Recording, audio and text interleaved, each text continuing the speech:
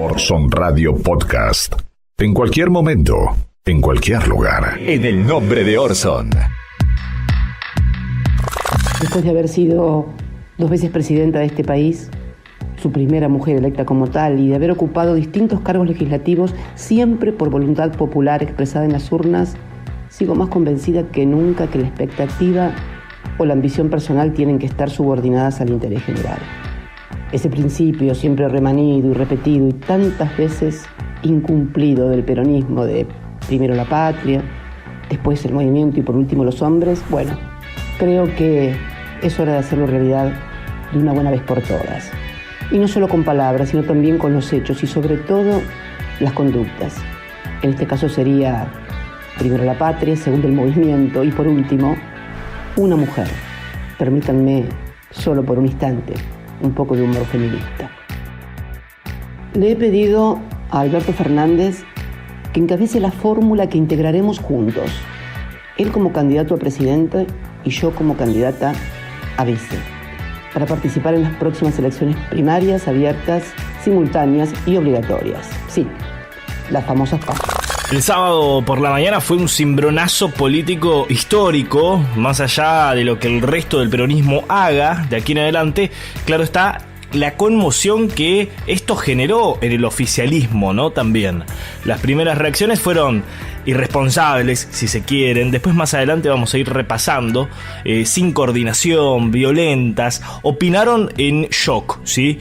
Y con mucho miedo, porque saben que detrás de esta jugada sobrevuela la posibilidad de un acuerdo mayor entre todas las versiones del peronismo. Esta fórmula acercó rápidamente a gobernadores que estaban a punto de subirse al barco del PJ federal. Esta jugada fue en el momento justo antes de la reunión convocada por Schiaretti para formar un frente más grande, no K, y antes de la foto de Cristina en el banquillo de los acusados en un juicio oral del cual vamos a hablar también un rato más adelante. Ya no será la imagen de una candidata a presidenta acusada, ¿no? Será la imagen de una candidata a vicepresidenta, pero ahí más arriba va a estar Alberto Fernández. Las estrategias políticas, mediáticas e incluso judiciales quedaron en un recalculando en loop, ¿no? Si se quiere. ¿Qué es lo primero que hicieron los medios? Bueno, sacar los archivos de Alberto Fernández criticando a Cristina. Esta es la primera reacción de los grandes medios de comunicación. Curioso, ¿no? Raro que ellos no tienen los archivos de Carrió hablando de Mauricio Macri hace algunos años. Curioso, no reaccionan igual dependiendo el color político de quien haga algún anuncio. De todas maneras, están quienes dicen que esto termina teniendo un efecto contrario, ¿no?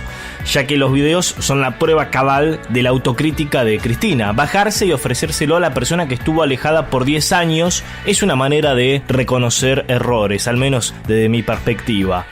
Algo que choca de frente con la imagen instalada de CFK. Vamos a alguna de las reacciones de Cambiemos. Laura Alonso a través de Twitter dijo: nada peor que la pólvora húmeda. Y más abajo, ña ña ña ña ña. Esa fue la respuesta de Laura Alonso en Twitter. Hernán Lombardi fue un poco más lejos. Dijo: en unas elecciones cada cual puede proponer su fórmula, es su derecho, pero en Argentina cada vez que se bifurca el poder real del poder institucional de la República se debilita. Cámpora al gobierno, pero no al poder, terminó en Isabel, Videla y la catástrofe, ¿no? Elisa Carrió, un tanto inentendible, dijo: lo que proponen es Jack el Destripador, que garantiza la impunidad de todas y todos, política y empresarios. El diputado nacional del PRO, Pablo Tonelli, dijo que podría darse la posibilidad de un operativo clamor para invertir los nombres de la fórmula de la expresidenta, luego de sostener de que queda claro que va a gobernar la expresidenta si gana las PASO y las presidenciales de este año. Mario Raúl Negri, el primero candidato y después no candidato de Cambiemos en Córdoba, fueron todos a apoyarlo, pero después dijeron no era nuestro candidato. Se preguntó si Cristina estaría buscando un indulto. por eso pone a otro presidente, ya que ella no podría autoindultarse. Esto es lo que dijo Mario Negri, algo que está realmente equivocado, ¿no? Porque fíjense, ni siquiera había empezado el juicio todavía. Es difícil que pida un indulto por algo que no está sentenciada. Realmente inentendible lo de Mario Negri. Esta fórmula también trajo ciertas adhesiones inmediatamente. Susana Bertone, gobernadora de la provincia de Tierra del Fuego, quien estuvo también en la reunión del PJ, en la última reunión del PJ. Juan Mansur, gobernador de Tucumán, un tanto alejado hasta entonces de la expresidenta. Gerardo Zamora, gobernador de Santiago del Estero. Lucía Carporacci, gobernadora de Catamarca. Domingo Pepo, gobernador de Chaco. Sergio Casas, gobernador de La Rioja. Gustavo Bordet, gobernador de Entre Ríos. Alicia Kirchner, obviamente gobernadora de Santa Cruz. Algunos intendentes, como es Carlos Linares, de Comodoro Rivadavia. Ricardo Sastre, de Puerto Madryn. También desde el sector gremial hubo muchas adhesiones, pero está la de Héctor Daer, secretario general de la CGT. Así que bueno, realmente ha movido el tablero político, ha dado una patada al tablero Cristina Fernández con esta decisión, pero solamente vamos a ver los resultados de aquí a algunos, por lo menos 15 días, en donde van a estar los primeros números que ya mandó a medir el Instituto Patria, mandó a hacer una encuesta para ver cómo resulta y si Cristina logra trasladar su imagen a la de Alberto Fernández, y si Alberto Fernández de alguna manera suma algún que otro punto, o si todo lo contrario, termina siendo una fórmula que se debilita de cara a las elecciones. Todo está todavía por verse y resta ver qué va a pasar con el resto del peronismo federal. Restan decisiones que seguramente van a ser muy prontas. Algunas definiciones del flamante precandidato ante el cuestionamiento de los medios ante el posible doble comando. Alberto Fernández dijo lo siguiente: Esa de esas personas que lo ven a usted como, perdóneme la metáfora, como el títere de Cristina. No importa, de verdad que yo eso no le presto mucha atención, ¿no? Cuando tuve diferencias con Cristina me fui, cuando tuve que criticarla la critiqué, cuando tuve que reencontrarme me reencontré, y gracias a Dios soy un tipo grande que sabe plantear sus cosas. Es muy raro porque hasta la semana pasada yo era un tipo capaz de influir tanto sobre Cristina que la podía hasta tunear y dar una imagen de Cristina que Cristina no era. Y hasta parece que yo tenía la capacidad de influir sobre Cristina y hacerle ser lo que Cristina no era. Y hoy soy un títere de Cristina. No sé, son cosas que escriben, a veces hay que llenar páginas. ¿Recuerdan lo mismo decían de Néstor y Cristina? Decían que Néstor la iba a manejar. Bueno, creo que quedó claro que eso no fue así. No hay motivos para pensar eso ahora. Además estamos hablando de alguien que no estuvo de acuerdo con algo en algún momento de la historia política, y él, Alberto Fernández, se lo hizo saber al kirchnerismo, ¿no? Y creo que eso quedó más que claro, 10 años de distancia. Así que resulta difícil que de alguna manera eso se dé lugar a eso, ¿no? Algunas otras definiciones respecto a los medios de comunicación. Con respecto a Clarín, dice: la guerra se terminó, no voy a disparar un tiro más. La ventaja que tuvo la ley de medios es que ahora sabemos quién es quién. El que elige Clarín ya sabe, pero la guerra terminó, dijo en declaraciones a Radio AM750. Respecto a Telam, dijo: vamos a poner Telam de pie, vamos a recuperarla. Con respecto a la ciencia, recordó el impecable trabajo, el área de ciencia que pudo llevar al espacio 2 satélites, ¿no? Así que dijo que hay que darle nuevamente grandeza a la ciencia. Respecto a algunas preguntas que hacían ciertos sectores de izquierda con respecto a la posición de Alberto Fernández al aborto, vale recordar un tuit de febrero del 2018, en donde decía Alberto Fernández: la punición del aborto solo ha servido para desamparar a las mujeres pobres que no pueden recurrir a la asistencia pública para interrumpir un embarazo. El aborto no es una cuestión moral o religiosa, es una cuestión de salud pública. Es hora de despenalizarlo. Aborto legal ya, decía Alberto Fernández el 19 de febrero del 2018. Resta ver qué es lo que va a suceder de aquí en adelante, de aquí en los próximos días. ¿Qué es lo que va a hacer el oficialismo respecto a esta decisión que obviamente ha dejado a todos perplejos? A propios y ajenos. Esto es En el Nombre de Orson desde FM Freeway 90.7 y retransmiten la radio pública del oeste, la radio pública de Ituzaingó, 89.3 y FM 91.7, Radio La Uni y la radio de la Universidad Nacional de General Sarmiento, y también las radios de la red de medios del oeste. Columbia Broadcasting System and its affiliated stations present Orson Welles and the Mercury Theater on the Air in The War of the Worlds by H.G. Wells. A partir de este momento, analizamos el discurso de los medios dominantes. Esto es En el Nombre de Orson. Una hora para saltar el cerco mediático. En el Nombre de Orson, con la conducción de Mariano González. En el Nombre de Orson. Sexta temporada. 6 años defendiendo tus intereses. En el Nombre de Orson. No nos temen por lo que decimos, nos temen por lo que guarda nuestro disco duro. Ahora analizamos el presente, revisando nuestro archivo.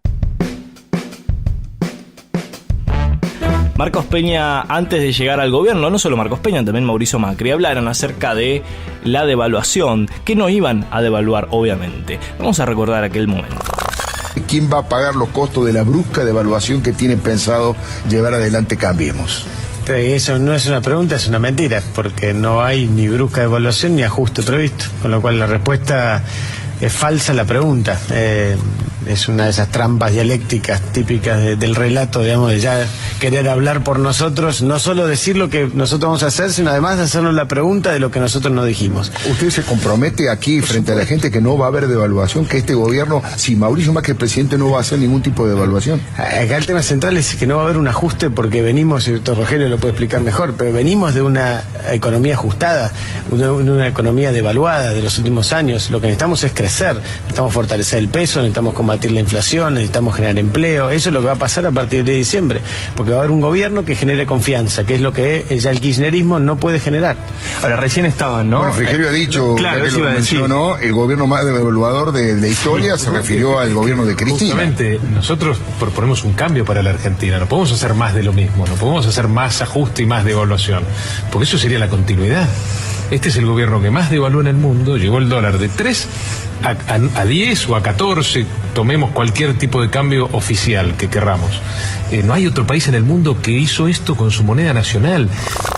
Llegaron al gobierno y devaluaron, fue algo de lo primero que hicieron.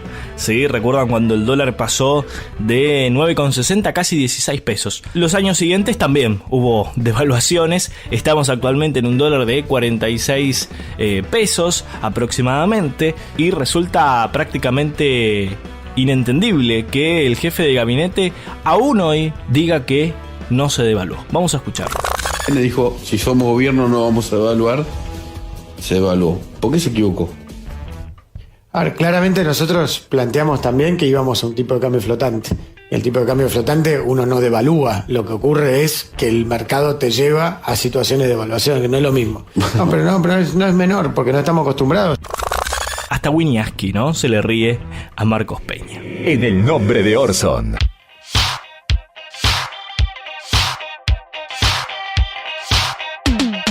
Vamos a hablar un poco acerca de la justicia en tiempos de Macri. Es que en los últimos días asistimos a un bombardeo de informaciones referidas a Alberto Fernández. Una de ellas tenía que ver con la justicia. Él dijo lo siguiente. Dijo que algunos jueces de primera instancia o de cámara han dictado fallos realmente sorprendentes de los que van a tener que dar cuentas. Consultado sobre ese punto, explicó su postura. Vivimos en una república en la que hay 3 poderes. Uno es el poder judicial, y los actos del gobierno, del poder judicial, son las sentencias. Los jueces deben rendir cuentas de sus actos de gobierno. No sé por qué se ofenden cuando uno les dice que expliquen, ¿no? Esto es lo que decía Alberto Fernández tratando de explicar estas declaraciones que había hecho. Bueno, la Asociación de Magistrados salió obviamente al cruce de Alberto Fernández. Los medios titularon, la gran mayoría, duro comunicado del Poder Judicial contra Alberto Fernández. Exigimos respeto a la institucionalidad. Vamos a ver qué es lo que decía, ¿no? La Asociación de Magistrados y Funcionarios de la Justicia Nacional. La Asociación de Magistrados y Funcionarios de la Justicia Nacional rechaza las expresiones vertidas recientemente por un exfuncionario del Gobierno Nacional. En un tono descalificante y en forma amenazante aseguró que próximamente varios magistrados federales de diferentes instancias serían puestos en la obligación de explicar sus resoluciones jurisdiccionales jurisdiccionales. Bueno, este tipo de expresiones, además de resultar impropias dentro del Estado de Derecho y de pretender permear en el funcionamiento de la justicia consideraciones propias de las relaciones de fuerza, de la política partidaria en evidentes instancias preelectorales, cuentan con el agravante de haber sido proferidas por un abogado exfuncionario de altísimo rango en que se ha desempeñado como titular de la jefatura de Gabinete de Ministros. Sin embargo, sí, este mismo comunicado también habla del actual jefe de Gabinete de Ministros, sí, Marcos Peña. Ningún medio lo puntualizó, al menos en su título. Consideraciones de similar factura le caben a las declaraciones del actual jefe de Gabinete de Ministros. Así, más allá de que su forma resultó más cuidada, sus apreciaciones públicas se proyectan sobre funciones propias del poder del Estado.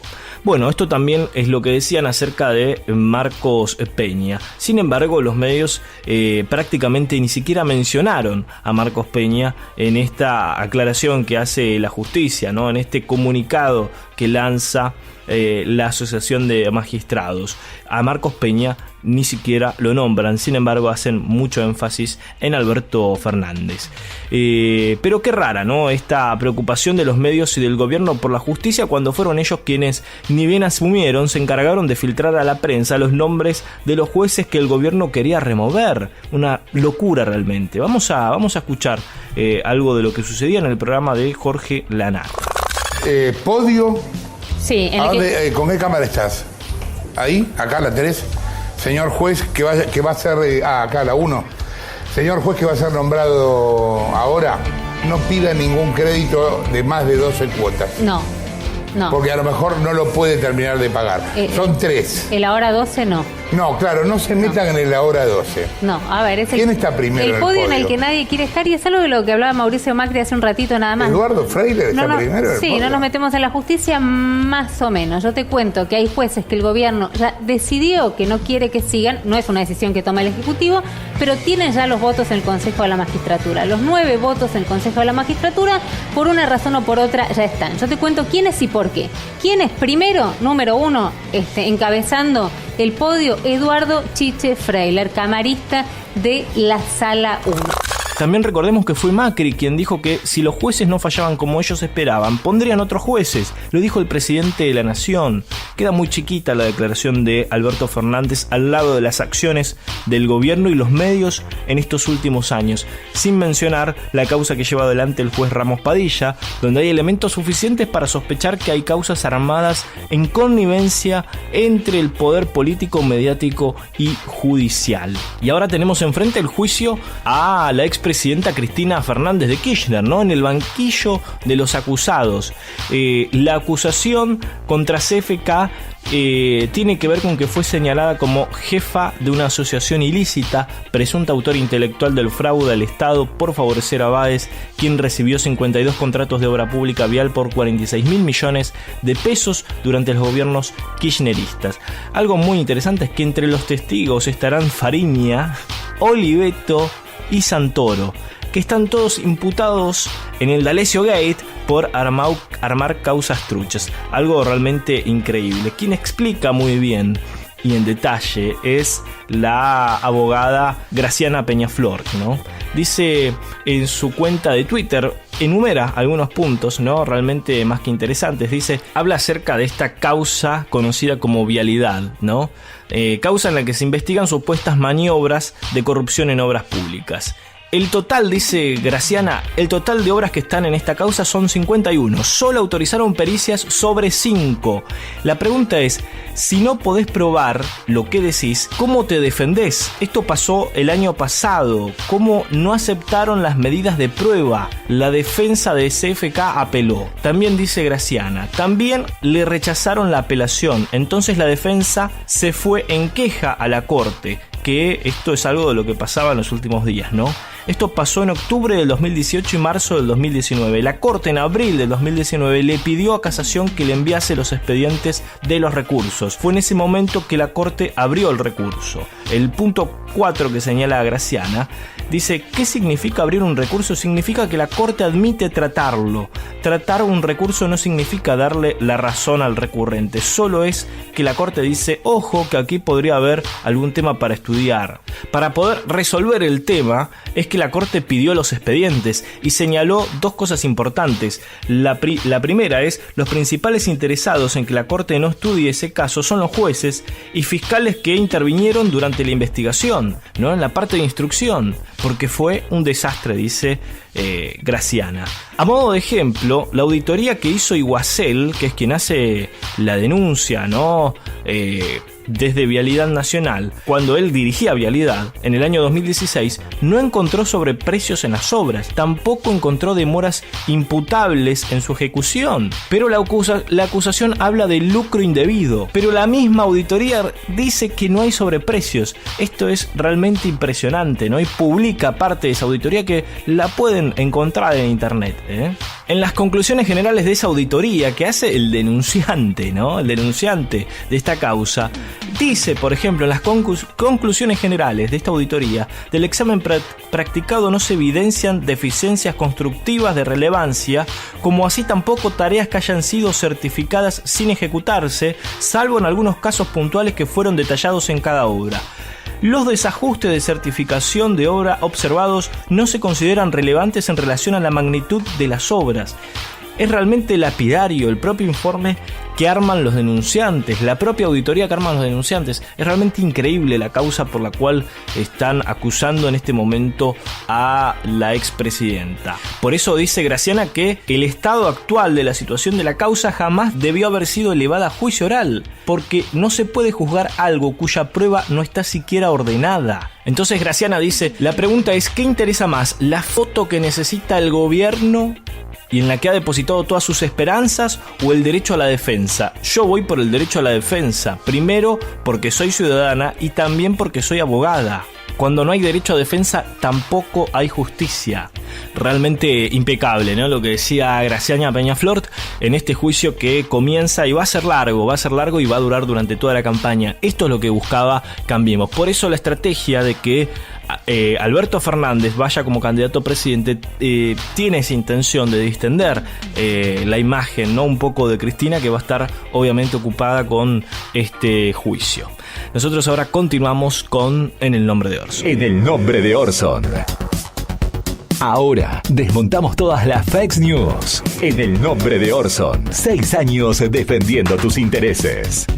Momento de hablar de fake news, y vamos a recordar una fake news porque esto tiene ahora actualidad, porque Nilda Garré denunció a Santoro y Oliveto por una fake news publicada en Clarín en el año 2015. En marzo de ese año, el periodista vinculado al falso abogado Marcelo D'Alessio publicó una nota en la que aseguraba que Garré era titular, junto a Máximo Kirchner, de cuentas bancarias no declaradas en Estados Unidos y las Islas Caimán. Luego se comprobó que era mentira. Según denunció Santoro, en aquella oportunidad, Garré era titular junto a Máximo Kirchner de cuentas bancarias no declaradas. Garré radicó la denuncia en el marco de la causa que investiga la red de espionaje ilegal vinculada al falso abogado Marcelo D'Alessio, cuyo fluido vínculo con el periodista Santoro y Oliveto permite pensar ahora sobre la posibilidad de que aquella operación mediática provenía directamente del trabajo de esta red. El artículo que dio origen a la causa fue publicado en Clarín en marzo del 2015, sí, en plena campaña electoral. Informaba que Máximo y Nilda tenían y controlaban una cuenta en el banco Felton de Estados Unidos con 61 millones de dólares y otra en Morval Bank en las Islas Caimán, que había llegado a tener 19 millones de dólares. Era todo falso. ¿Sí? Todo falso, comprobado, no solo por los bancos, sino por el mismo Tesoro de los Estados Unidos.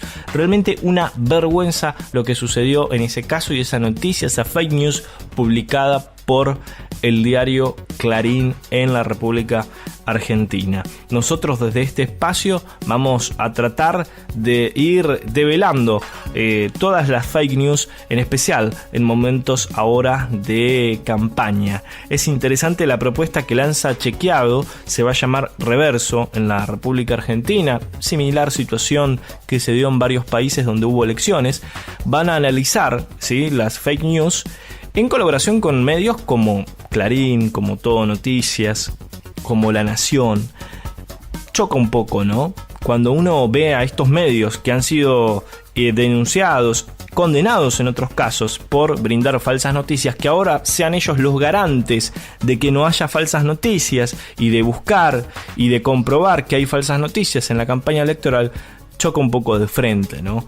Parece cuanto menos gracioso, ¿no?, que TN, que Clarín vaya a verificar falsas noticias cuando fueron ellos los que en campañas anteriores fueron quienes promulgaron, promovieron y difundieron falsas informaciones, ¿no? Choca un poco, pero bueno, va a ser una propuesta interesante. No solamente son estos medios los que forman parte de este espacio llamado Reverso, ¿sí?, esta plataforma, sino también instituciones como Chequeado, como la agencia AFP Fractual, ¿sí?, una agencia internacional que también está trabajando en varios países para tratar de buscar y desmentir falsas noticias. Interesante proyecto. Choca un poco quienes participan, pero ya veremos cuáles son los resultados de las acciones que realicen. Vamos a recordar un poco cómo era la denuncia, ¿sí?, que involucraba a Anil Lagarré y Máximo Kirchner. Vamos a recordar ese momento. Dale. Máximo Kirchner sería cotitular de una cuenta secreta en los Estados Unidos. Son documentos que no tienen el carácter de una prueba jurídica. Yo digo que las cuentas existen y serían ¿no? Para que la audiencia explique cuando los periodistas hablamos de un potencial, porque todavía no llegamos obviamente a la certeza que puede llegar a tener un eventual exhorto judicial desde Estados Unidos que confirme la existencia. Ya saben que nos pueden seguir en las redes, nos buscan como En el Nombre de Orson. Síganos en Spotify, ¿sí? Nos encuentran de esa misma manera, En el Nombre de Orson. Así pueden escuchar todos nuestros podcasts de todos los programas. En el Nombre de Orson. Entrevistas difíciles de olvidar. El poder de la palabra en boca de los grandes referentes de Argentina y el mundo. Ahora, palabras autorizadas. Se sienta en el sillón de palabras autorizadas José Pepe Mujica, expresidente de Uruguay, y nos va a dar una clase magistral sobre el consumismo. Lo diferente es que nuestra forma de vivir, nuestros valores son la expresión media de la sociedad que nos toca vivir. Y nos aferramos a eso. Pero no ahora por ser presidente. Esto lo pensamos mucho, pasamos más de 10 años de soledad en el calabozo. Y tuvimos 7 años sin leer un libro. Y tuvimos mucho tiempo para pensar. Y descubrimos esto. O logras ser feliz con poco y liviano de equipaje, porque la felicidad está dentro tuyo, o no logran nada. Esto no es una apología de la pobreza, esto es una apología de la sobriedad.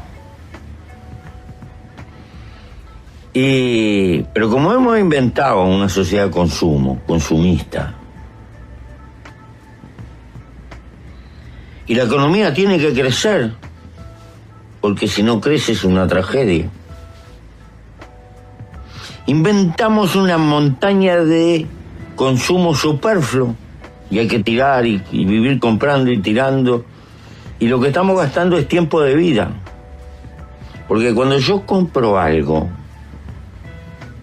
o tú, no lo compras con plata, lo compras con el tiempo de vida que tuviste que gastar para tener esa plata. Pero con esta diferencia, la única cosa que no se puede comprar es la vida. La vida se gasta. Y es miserable gastar la vida para perder libertad. En el Nombre de Orson.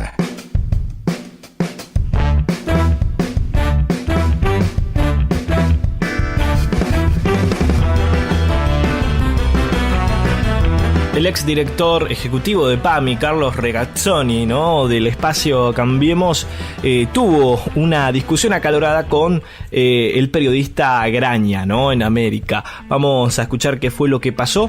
Obviamente, lo que le dice Graña es que hay cierto sector de la dirigencia política que vive más en el microclima de lo que dicen determinados medios de comunicación y de lo que dicen determinados dirigentes políticos, en especial del oficialismo. Viven en ese microclima y no pueden ver más allá de eso, no pueden ver lo que está detrás de la reja de ese castillo, no pueden ver lo que está pasando abajo en los suburbios, de lo mal que la está pasando la gente, y se quedan en ese discurso y después quedan en ridículo, como lo que vamos a escuchar a continuación. Me parece que nuestro país, cuando hizo el cambio, lo hizo a fondo, en serio, y un poco para elegir la forma en que queremos vivir los argentinos. Yo creí que ellos realmente estaban pensando en algo que fuese a interpretar esta necesidad de todo y no a tratar de decir a la gente, no, antes vivías mejor, cosa que es absolutamente falsa. Te quiero desmentir eso, con todo respeto. No es la forma que queremos vivir. Yo no quiero vivir como plantean ustedes. Con esta inflación, con este deterioro, no quiero vivir nosotros así, de ninguna manera. Tampoco la queremos y se está combatiendo. Acaba de decir que la forma que queremos vivir los argentinos. La inflación tampoco la queremos nosotros y la estamos combatiendo. Tampoco queremos la pobreza. Pero tiene 4, entre 4 y 4,7. Ahora, de ninguna manera lo que está planteando es compararse con el pasado. Entonces, de alguna manera, los argentinos vamos a tener que volver a reflexionar. Pero ustedes gobiernan solo por comparación y no podés hablar para adelante. Esta es la forma que tiene. El punto es que ellos están comparando. Bueno, si es por pasado, esto se parece mucho a los ajustes tradicionales. Si es por pasado, ustedes están más al pasado que... En absoluto. Y sí, se parece a los planes neoliberales que ya hemos visto. No, para nada. Al contrario, te diría, mira, el trabajo que está haciendo con las rutas, con los puertos, con el agua potable, con las cloacas, con las escuelas, con los hospitales, con el examen del conurbano, el trabajo las obras públicas paradas, podemos discutir toda la noche sobre las obras públicas paradas. Pasá por el camino de 185 obras paradas en el plan Belgrano, Carlos, ahora, andá a la avenida Calchaquín, Quilmes y va a ver los anuncios publicitarios con la cosa parada. No, andá, te reitero, recorrer el camino de cintura, andá a la avenida Calchaquín, las obras están paradas igualmente. Pero no es verdad. El plan Belgrano, habla con cualquiera del plan Belgrano, para nada. Las escuelas, mira. Hay un listado de alternativas federal sobre todas las cosas que están paradas. No, las obras, algunas se habrá detenido, puede ser. Ahora, el grueso de la obra está funcionando.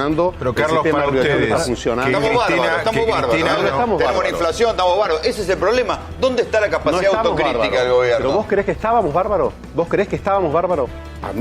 Cuando los argentinos decidieron cambiar y dejar atrás 12 años. Hay más pobreza, más inflación y más desempleo. Cuando los argentinos hay más pobreza, más inflación, más desempleo, ¿sí o no? Te invito a que vayas y veas en los barrios la gente en la pobreza, cómo se le vendía la mercadería. Sí, también te invito a que vayas a los barrios como la gente dejó de comer carne de vaca y come alita de pollo. Por favor, ¿en qué país viven ustedes? Amigas y amigos, hasta acá en el nombre de Orson nos escucharon desde FM Freeway 90.7 de Ramos Mejía y retransmiten la radio pública del oeste. Nos escuchan en Ituzaingó en la 89.3 y también en FM 91.7 Radio La Uni, la radio de la Universidad Nacional de General Sarmiento y también las radios de la red de medios del oeste. Hasta la semana que viene. Chau. Esto que acabas de ver es una visión, una opinión, nuestra interpretación de la realidad. Es nuestra verdad, pero no es la única. Hay diferentes miradas sobre los hechos. Nosotros elegimos qué contarte y cómo. Seleccionamos imágenes y testimonios, como lo hacen los medios, que de un hecho construyen la noticia. Los medios de comunicación eligen qué contarte y son responsables de lo que dicen, como nosotros somos los responsables de lo que dijimos en este programa. Orson Radio Podcast. En cualquier momento, en cualquier lugar.